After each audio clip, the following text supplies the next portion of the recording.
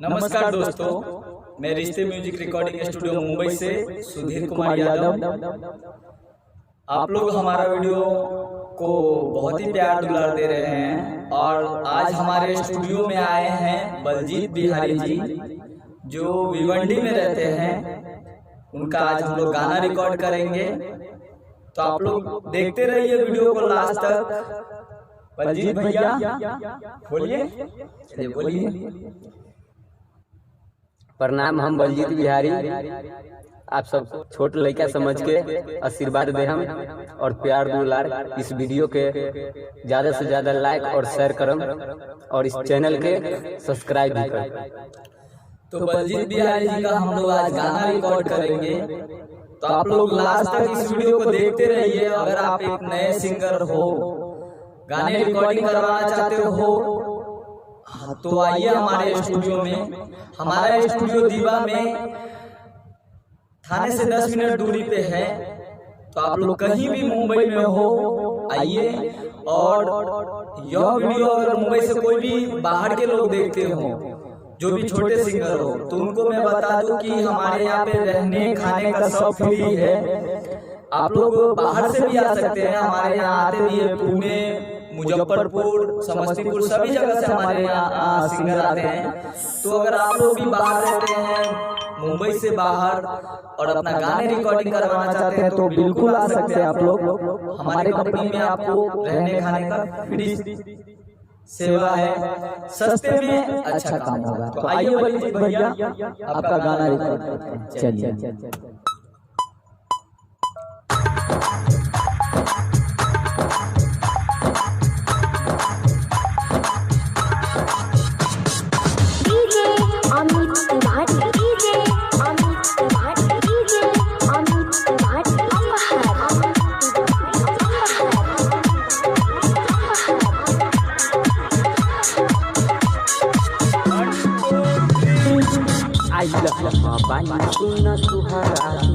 अच्छे से भैया, अच्छे से आइए भैया।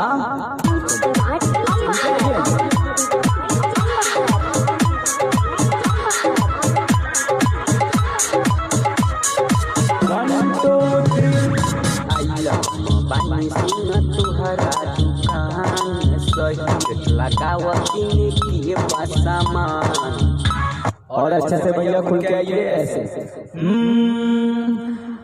आइयो हम बानी सुना तोहरा। क्या भैया आपका बोली?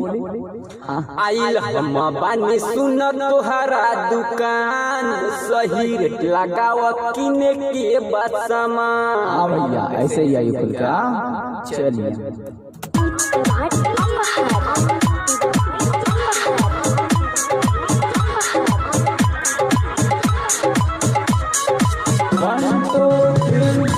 आइल हम बानी सुना तोहरा दुकान, सही रेट लगाव किने के बस सामान।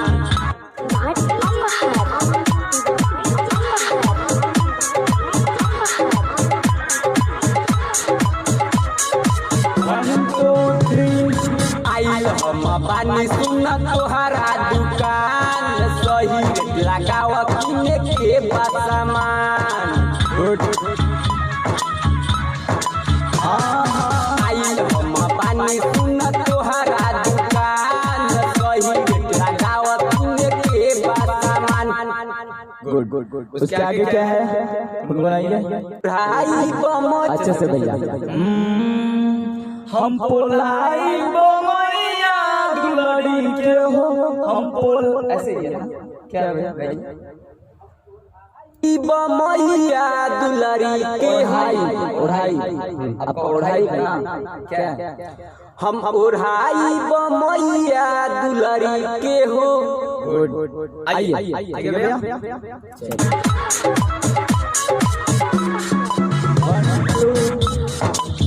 आइए भैया।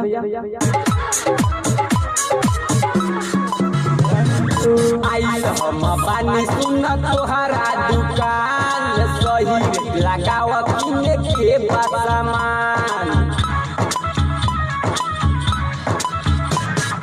आइल हम बानी सुना तोहरा दुकान, सही रेट लगाव किने के बस सामान।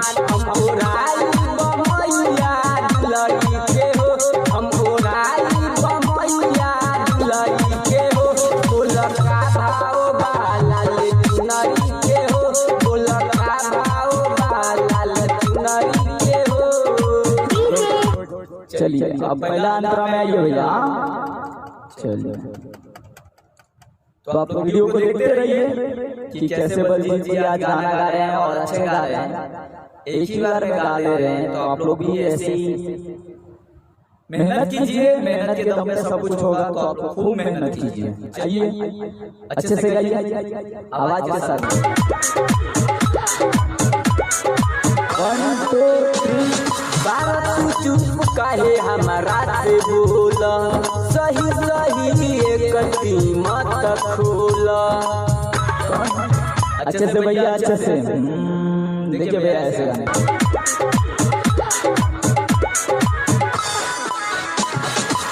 बाबा तू चुप काहे हमारा से बोला, सही सही एक कीमत खोला।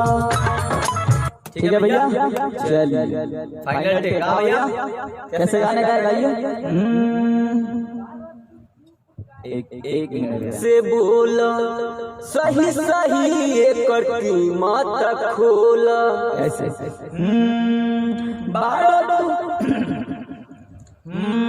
बाड़ा तू चुप काहे हमारा से बोला, सही सही एक कीमत खोला। आइए भैया। बारा तू चुप काहे हमारा से बोला, सही सही एक कीमत खोला। और क्या ये एकदम फ्री हो गए। बारा तू चुप काहे हमारा से बोला, सही सही एक कीमत खोला। चलिए 1 2 3 बारा तू चुप काहे हमारा से बोला, सही सही एक कीमत खोला। गुड चलिए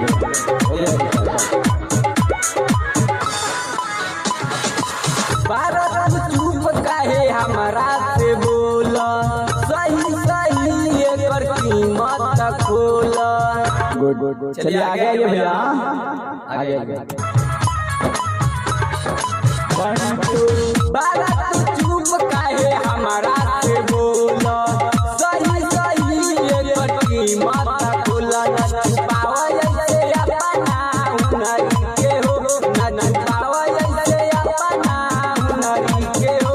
बोला का भाव बाला लचुनरी के हो, बोला का भाव बाला लचुनरी के हो। गुड चलिए दूसरे अंतरे में आइए भैया। अच्छा 1 2 3 विकास सुन बलजीत बिहारी, जल्दी तो जाता निमाई के दुआरी। चलिए भैया बीट पे गाइए एकदम अच्छे से। पहले कैसे गाए थे। विवेक विकास सुन बलजीत बिहारी, उठे विवेक विकास सुना बलजीत बिहारी, जल्दी से क्या भैया आपको बोली। विवेक विकास सुन बलजीत बिहारी, जल्दी तो जाता निमाई के दुआरी। विवेक विकास सुन बलजीत बिहारी, जल्दी तो जाता निमाई के दुआरी। ऐसे गाने का ठीक है। चलिए आइए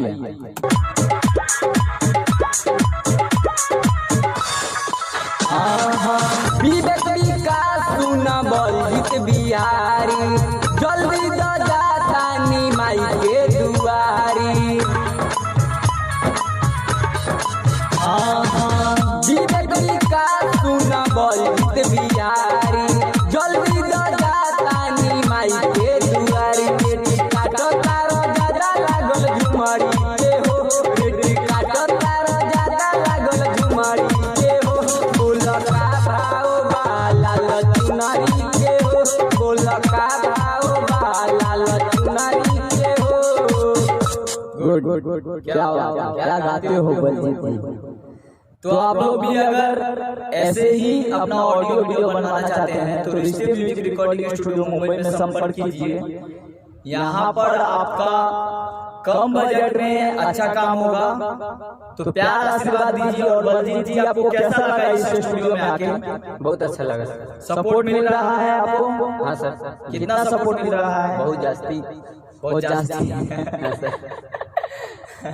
अच्छा लग रहा है? हाँ लगा ना आपको कुछ स्टूडियो?